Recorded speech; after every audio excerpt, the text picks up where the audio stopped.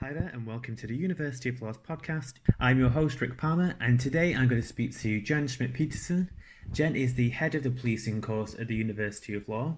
I'm going to talk to her about her time in the police service and what she used to get up to on a day-to-day basis.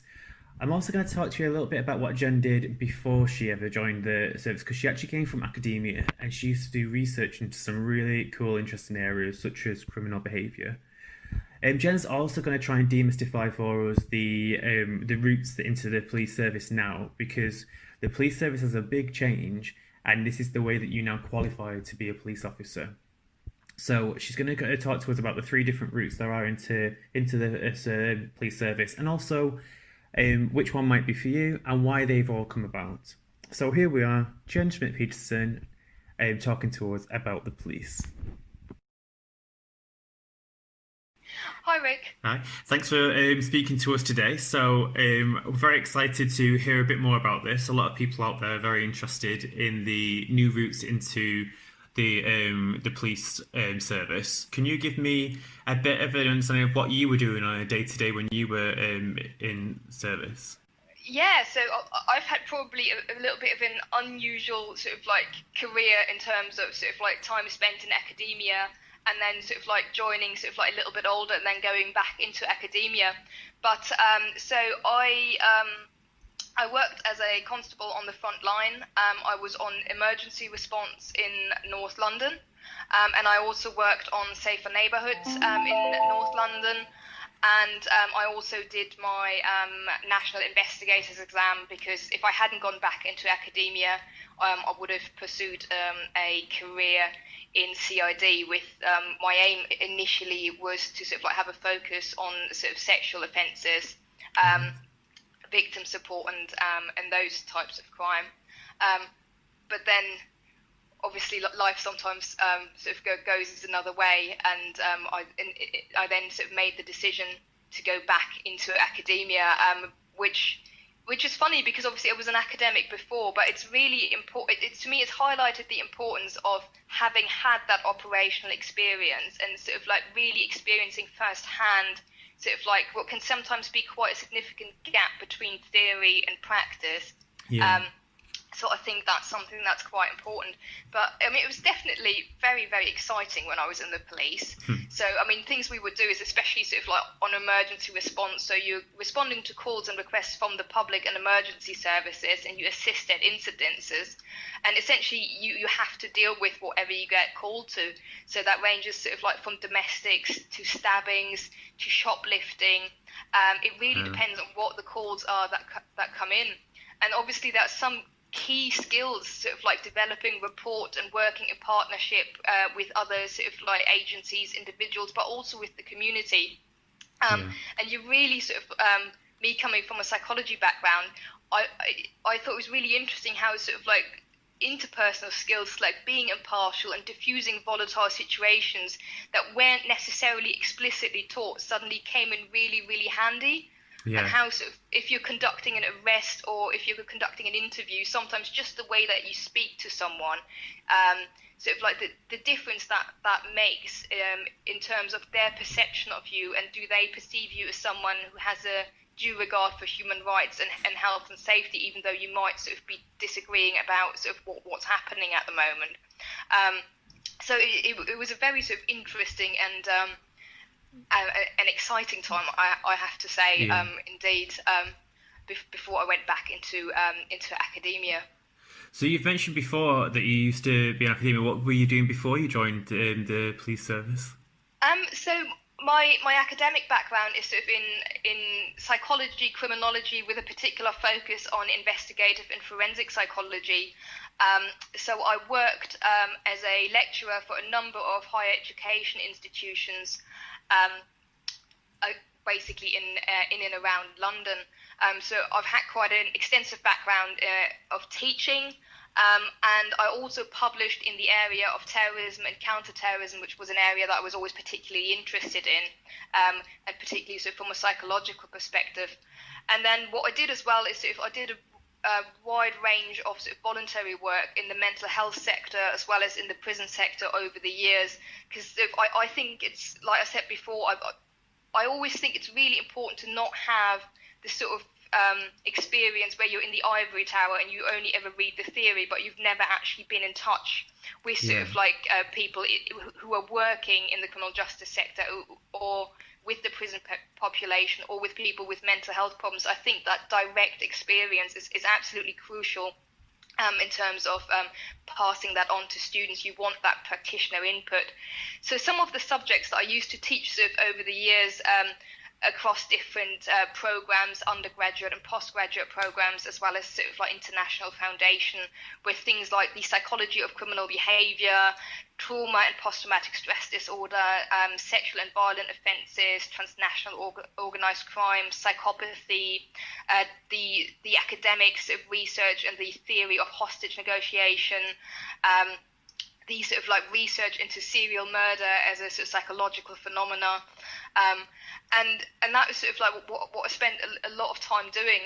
But I then sort of like really wanted to sort of get that operational experience as well, which is why I initially joined the police before sort of realising that I just missed teaching and academia too much. Yeah. You mentioned there obviously a real hot topic for a lot of people out there, which is in quote marks profiling, which is the word that people often aren't keen on. But when it comes to things like criminal behavioural investigation and things like that, what would you say out of all the TV shows out there that really hype it and make it a little bit too like fantasy? Does anyone come anywhere close? I mean, obviously, you can tell with all of them that they've obviously had input from real life practitioners, but then obviously all these programs are sort of concerned with sort of getting viewers. So it's really interesting because you can often sort of like see, if you have knowledge of the area, where the input is and how it's then often sort of like exaggerated or sort of like used in a sort of like extremely unlikely scenario. I mean, I would say sort of just by virtue that with most of these programs, if like pretty much 10 out of 10, they figure out exactly what happened and who did it. By virtue of that, obviously that is far away from the sort of like real life experience. The types of crimes are obviously not sort of like the volume crimes that everyday police officers would be dealing with. And then, like you said as well, obviously the media's had an absolute field day with profiling, which the correct term obviously is behavioural investigative advice. And that is sort of like very different in terms of what I think a lot of people think it is, and what it actually is. And we've got one of our optional modules, which I'm teaching actually, which is called Forensic and Criminal Psychology, where we really look into that in depth and we look at sort of like profiling and the different approaches and the sort of very common misconceptions and what it actually is. And in my experience, sort of like most students sort of come out and sort of go, that is absolutely not what I would have thought based on what I saw in the media. Yeah. So Criminal Minds, not 100%, but every so often you can see a trickle of advice may have gone into the filming. Oh, absolutely. And I mean, I used to actually watch Criminal Minds when I was a student. Me too. Not for academic reasons. But it's very interesting as well because obviously that is focused on a unit that actually exists in the US, but then the US has a very different approach to sort of like in quotation marks, sort of profiling than the UK has, which again is something that we look at during the course. So we have much more of a sort of like statistical approach, and we have an academic field now called Investigative Psychology, which sort of I did one of my masters in, that very much sort of like emerged out of sort of like the early scientific approaches to offender profiling. And obviously different countries sort of like have different criminal justice systems, different sort of police forces. So that particular unit is very much reflective of the American approach, which is very different from the UK approach. For someone who is looking to go on to a pre-joint degree like ours, what would you kind of suggest they could start doing now? A lot of people have got a little bit of downtime now, obviously. So what can they be doing to fill that time to get any, I don't know, experience or research or advice? I mean, obviously there are a number of things that you can do. Definitely sort of keeping up with sort of like all the information about sort of policing that comes out on government websites, that the College of Policing has a great sort of knowledge sort of database online, but also in terms of voluntary opportunities, basically anything that gets you in touch with victims or with offenders. So victim support, you could help out with charities that support victims of sexual violence or of domestic abuse, and obviously the police is always looking for special constables. So there are a number of opportunities there. So as I mentioned, when I was a student, I volunteered at Holloway Prison at the time for 2 years. So I conducted interviews with women who came into prison for the first time, and sort of acted as a buffer between the prison system, the women that had come in, and their families, and that was absolutely invaluable experience. So I think it's really important to sort of, like I said, get that real life contact, and it's almost sort of like if you're doing something in the criminal justice system, it will inform your practical understanding of things, and it will serve you well. So there isn't just one thing that you can do, but there are a number of things, and my advice would always be to go for something that you're really interested in, because then it absolutely doesn't feel like work. You're going to be enjoying it, I think that's I did. That's a good point, because I think there's the fact that work experience is great for a lot of reasons, but particularly the fact that this kind of experience is so interesting as well. So you'll feel rewarded because you're helping people. You'll get the experience that you need, but on top of it, it's going to fly by because you get so engrossed in the social aspects that come into it. So I think that's really, really good advice. I mean, absolutely. I mean, that's why I ended up doing so much voluntary experience. So I then sort of later on, I got involved with doing mindfulness-based cognitive behavioural therapy with regards to relapse prevention. So we were working with a lot of former drug addicts and people with mental health problems, and all of that sort of was incredibly relevant to what I was doing with my studies at the time, and then later on when I was teaching. And that experience then also was so valuable to me when I was out as an officer on the front line. So I think really it links in with what the professionalization is all about as well. That sort of, there really shouldn't be any competition between academics and practitioners, but we should work together so that both sides can inform each other. Yeah, that's very much sort of like the ethos sort of like with which the course was designed as well. You're working at the University of Law with our policing degree. What's different about our pre-join degree than other degrees out there in policing?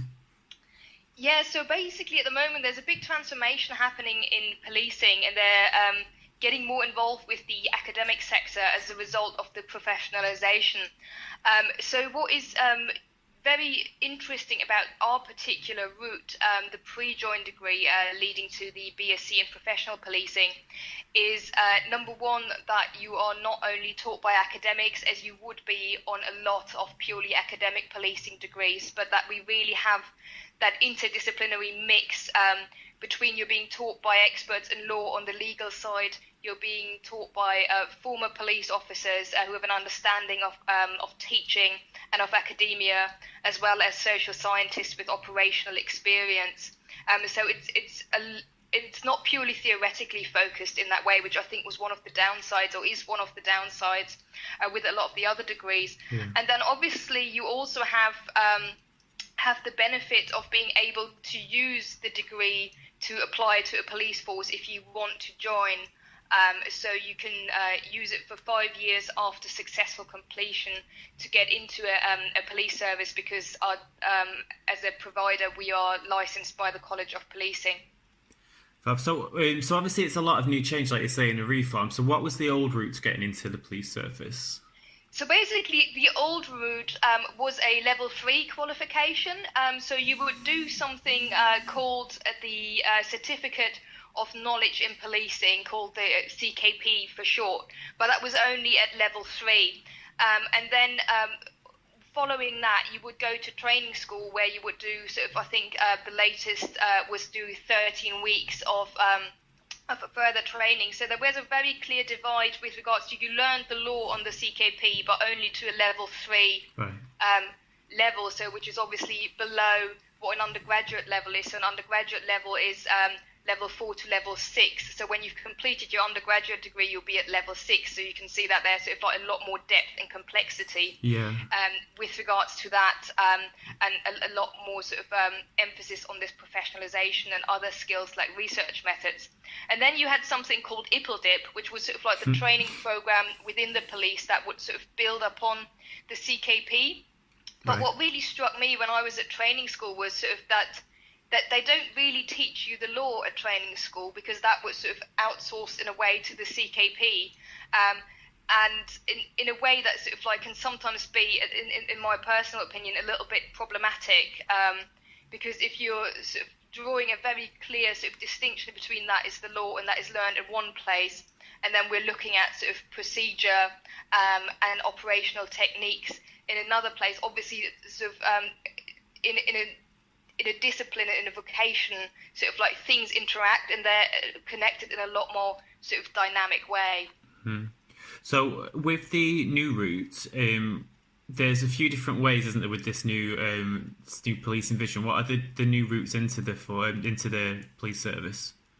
Yeah, so the 3 new routes that were introduced under something called the PEQF, which stands for the Policing Education Qualifications Framework, are an apprenticeship, which is also abbreviated as the PCDA, so the Police Constable Degree Apprenticeship, the DHEP, which is the degree holder entry, and then you've got the pre-join degree, which is what we are offering. So basically, both the apprenticeship and the pre-join degree would take 3 years, but with the apprenticeship, obviously it's a different form of a degree, so you would only spend 20% of the time at university, and you would also be an officer from day one, which initially might sound quite attractive, but obviously that means you have to balance your learning with operational demands. On the other hand, on the pre-join degree, you get to focus on your studies first, you get a thorough and in-depth understanding of policing and related areas, and you get to really practice in a safe environment and consolidate your learning while being supported by tutors and having that sort of structured learning environment, rather than sort of trying to do too much at once or sort of being thrown in at the deep end. The degree holder entry, that basically applies to people who already have an undergraduate degree in any area, so it acts almost a little bit like a conversion. So again, it would be the same thing there, that you would be an officer from day one, rather than sort of like having that structured learning environment and having that blend of learning activities and practical tasks, as you would get on the pre-join degree. Yeah, so it's not probably quite as overwhelming to do it that way. And it's funny because you were saying about some of the practice related stuff that you can do when you're on the pre-join, but part of it, which I have a lot of fun getting involved with, is the crime scene investigation, because I think it's quite cool that we have a crime scene at the Bloomsbury campus. Oh yeah, I mean the crime scene is absolutely amazing. It's such a great resource, and especially the one at the Bloomsbury campus, just because of the sheer size, what it allows us to do is absolutely brilliant. So just a few weeks ago, I was in there and I took part in a role play as part of our Introduction to Vulnerability and Risk module.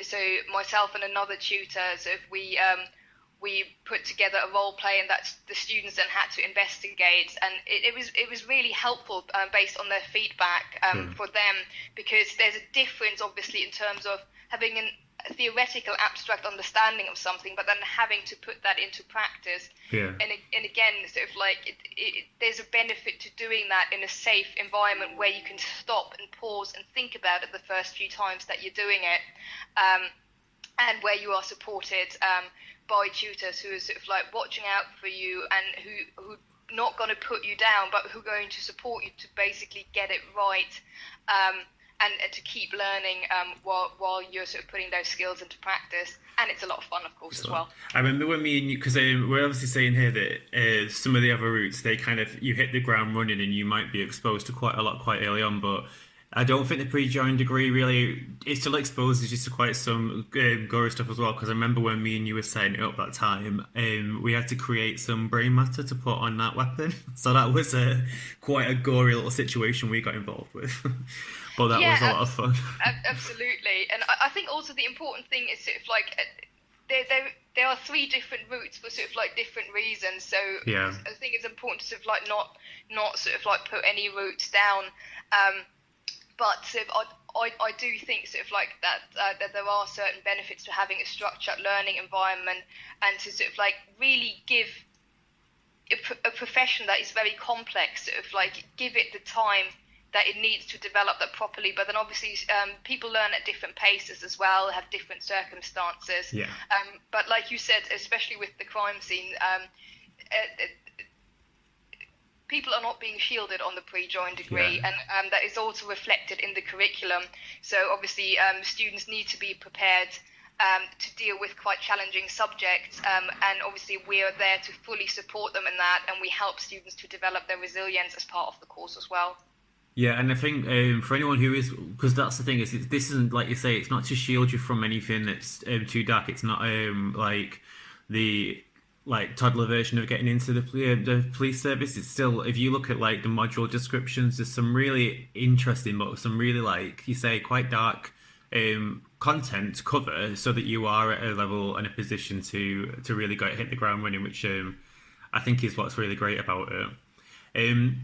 So it's all kind of come about because of these reforms that are coming in the police service at the moment. And if I'm right, it's called the Policing Vision 2025. Is that what it's called? So there's one thing that includes the three new entry routes, which is the PEQF, so the Policing Education Qualification Framework. Yeah. And that is a new professional framework for the education of police officers and staff that we just talked about with the three new entry routes.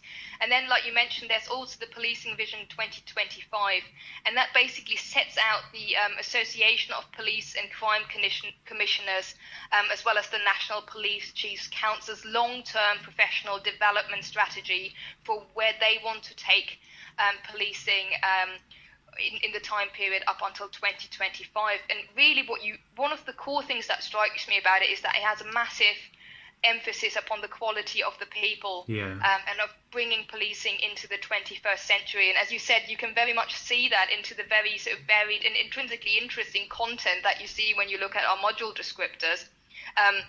Because obviously policing has changed massively. There have been lots of changes with regards to society, with regards to globalization, and also with regards to sort of the types of crime that we're dealing with. And then there's the issue of using resources efficiently, having to deal with diverse and complex communities and needs, some of who have a very difficult relationship for the police, which I think is important for people that join the police to understand, to sort of do justice to that sort of socio-cultural context. And then obviously we've got crime problems that are very different from the ones that we would have had a few decades ago. So terrorism, cybercrime, transnational organized crime, human trafficking. So really what all of that means is we really need a competent professional police force, but we also want a police force that is representative of the community that they will be policing. So it's really important that policing as a career is seen to be accessible and attractive to all members of the community. So that is sort of like very much one of the key aims behind the degree, and behind the policing vision as well, which is very much aligned with that. It's nice to hear, and it's good because for people a little bit older like me, so maybe like tutors and so on at sixth forms, there's been times in the past when police have got not the best reputation amongst society, and often that's because we like to moan about things rather than speak positively about things. It makes better news when something's a negative. But it is nice that all these reforms and all these changes are all about modernising, innovation and inclusivity, and I think it's a really smart way. It's like you said, if we didn't change up every so often, how on earth are we going to tackle things like cybercrime, which is like, you know, half the crime out there is online nowadays. So it's really important to make sure that the police are able to tackle that efficiently. So that's really exciting to hear. Okay, so thank you very much for joining us. I've got one last quick question that I've been asking quite a lot of people on these, which I just think is a fun question. Do you get into anything true crime, podcasts, Netflix documentary, or anything? And if so, which ones have you been into? Me personally, Yeah. I'm probably the worst person to ask that. I used to a lot more, and it's one of these things sort of like when I was studying it, when it was all new to me, sort of like I was really I was so interested in it, I was soaking it up like a sponge. Yeah. And now, because of I have that association with work, I watch more documentaries now. But I remember, especially when I was a student, so if there was that wave of CSI programs back then. So I definitely used to watch Criminal Minds. I remember watching NCIS with my parents and them constantly complaining that I was pointing out every 2 seconds what was wrong. And something similar with CSI. I don't think I've seen many of these sort of like newer, up-to-date programs. I mean, luckily, sort of my students are really into them, so they sort of let me know whenever there's something out there that they think is particularly relevant, and then it sort of goes on my watch list. Great. Well, thank you so much for joining us. I hope that's been really insightful for everyone. I found it really interesting. And yeah, thanks a lot, Jen. Yeah, it's been a pleasure. Thank you very much. You're welcome. Thank you. All right, so I hope that was really helpful to you. Some great information from Jen there. I'm so interested in the things that Jen used to research and some of the modules that she's been designing, especially all the stuff about criminal behaviour. So I'm going to definitely try and make sure to get Jen back on this podcast soon. Please do subscribe to our podcast. Please go on our website if you do want more information. We're going to build more information for you to be looking at. Stuff that hopefully will give you a little bit of insight before thinking of maybe joining one of the degrees here at the University of Law.